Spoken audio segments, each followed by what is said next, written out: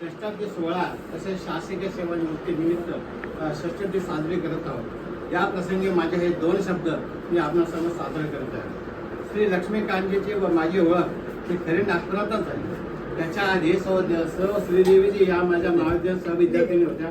मी जेव्हा जालन्यात गेलो, मैकोच्या इंटरव्ह्यूसाठी गेलो होतो, तेथे अचानक एका घरासमोर सर्व श्रीदेवी बसल्या दिसल्या।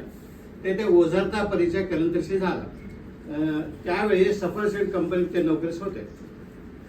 नंतर यावर पुन्हा भेट होईल हे स्वप्नात देखील वाटले नव्हते। पुढे मला नागपूरला नोकरी लागली व कलंदर साहेब सुद्धा त्यांचे कुटुंब योगावे नागपूरला आले व पुन्हा अचानक बडीवर भेट झाली। तेव्हा आता आपण इथेच आहोत, येत जा घरी असे कलंदरी म्हणाले व तेथून आमचा खरा परिचय मित्रत्व सुरू झाले। लवकरच माझेही लग्न झाले व दोघांचेही घरे जवळ असल्याने बरेच जाणे येणे झाले व स्नेहबंध घट्ट होत गेला। असंच एकदा श्री कलंदरी आजारी पडले व त्यांना दवाखान्यात भरती व्हावे लागले। त्या प्रसंगी माझ्याकडून जी काही थोडीफार कष्टाची कर्तव्याची सेवा घडली त्याचे ऋण आभार श्री कलंदरी साहेबांनी लेखी पत्रात ते बरे झाल्यावर या शब्दात व्यक्त केले। त्याला तोड नाही।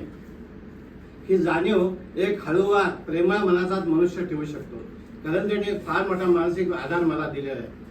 ते नेहमी म्हणायचे, काही अडचण तुमची असेल तर कोणी तर तुम्ही मला केव्हाही सांगा, मन मोकळेपणाने सांगा। त्यांच्या या शब्दाची ताकद नेहमीसाठी माझ्यासोबत आहे, जिचा मला फार मोठा आधार वाटतो। तर प्रसंग आला तर मला सोडवणारे कोणतरी आहे याची मला खात्री वाटते। या पाठबळावर माझे मार्गक्रमण सुरू आहे। श्री कलंदरीने मला पुढे आणण्याचा खूप प्रयत्न केला। त्यांनी मला आकाशवाणीवर एक हृदयरोग तज्ज्ञाची मुलाखत घ्यायला संधी दिली। तेव्हा मला 150 रुपयाचा धनाजी भेटला। 1983 झाली। इतका मला आनंद वाटला की काय सांगू। त्यांनी मला घोराड येथे NSSच्या शिबिरासाठी नेले होते। तिथे त्यांनी मला विद्यार्थ्यांसमोर बोलायला लावले। अशा एक ना एक अनेक आठवणी आहेत। मी त्यांचे प्रत्येकाशी वागणे अगदी जवळून पाहिलेले आहे। त्यांच्या इतर मित्राशी, नातेवाईकाशी, त्यांच्या वरिष्ठांशी प्रत्येकाला ते हव्यावेसे वाटतात। याचे कारण त्यांना मनुष्य कळतो, मानसशास्त्र त्यांना पटकन समजते। त्यामुळे लहान थोर सर्वांशी ते एकदम घरच्यासारखे ताबडतोब ऍडजस्ट होतात। बोलण्यात तर एवढी मिठास की शिल्पकार साहेबाशिवाय शब्द नाही। वास्तविक ते स्वतःच कितीतरी माझ्यापेक्षा मोठे आहेत, पण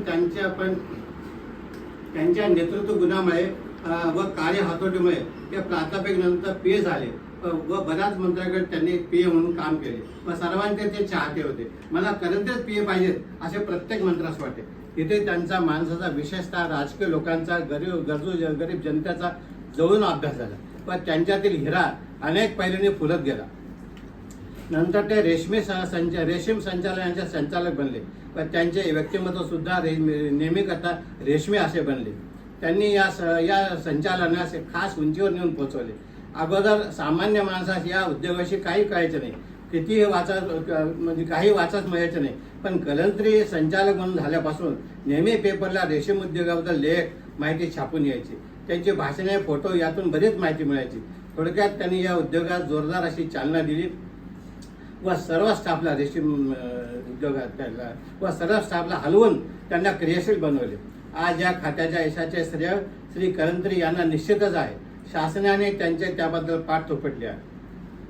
मी एकदा भूम तालुक्यात ऑडिटसाठी गेलो असता एका खेड्याच्या सरपंच बाईंनी मला सांगितले, साहेब मी आज सकाळी बेंगलोरहून रेशीम ट्रेनिंग घेऊन आली। जसा तिने रेशीम शब्द काढला, मी म्हटले, अहो आमचे कलंदरी साहेब तुम्हाला भेटले का, आले होते का तिथे?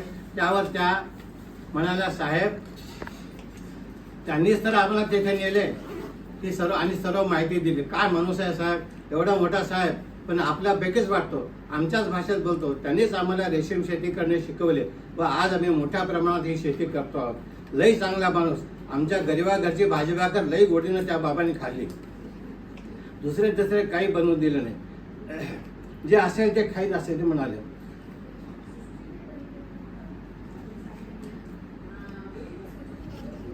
असा माणूस नाट्य कधी पाहिला नाही। ही एक प्रकारे त्यांच्या कर्तृत्वाची पावतीच आहे असे मला नेहमी वाटते। अशा प्रकारे नाते जोडून टिकून रेशीम धाग्याने त्यांनी पक्के सर्वांना बांधून ठेवले आहे। या सर्वांच्या त्यांच्या मनातील आस्था, आशीर्वाद हे नक्कीच त्यांचे उर्वरित आयुष्य आणखी फुलवतील यात बिलकुल शंका नाही। असा हा हरहुन्नरी, डॅशिंग, नेतृत्व गुण असणारा, मने सांभाळणारा माणूस सर्व क्षेत्रात यशस्वी आहे। उत्कृष्ट मित्र, उत्कृष्ट पती, उत्कृष्ट पुत्र, उत्कृष्ट भाऊ, उत्कृष्ट पिता, उत्कृष्ट सासरा वगैरे वगैरे, उत्कृष्ट संचालक, सर्वात शेवटी एक उत्कृष्ट डाऊन टू अर्थ माणूस। या सर्व उपाधी त्यांनी सार्थ केल्या आहेत. असा माणूस मला मित्र म्हणून लाभला हे मी माझे भाग्य समजतो. त्यांचे उर्वरित आयुष्य अत्यंत सुखाचे आनंदात जावो व त्यांच्याकडे असे समाजसेवा घडो या सदिच्छेसह माझे 2 शब्द पुरे करतो. Touching, very touching.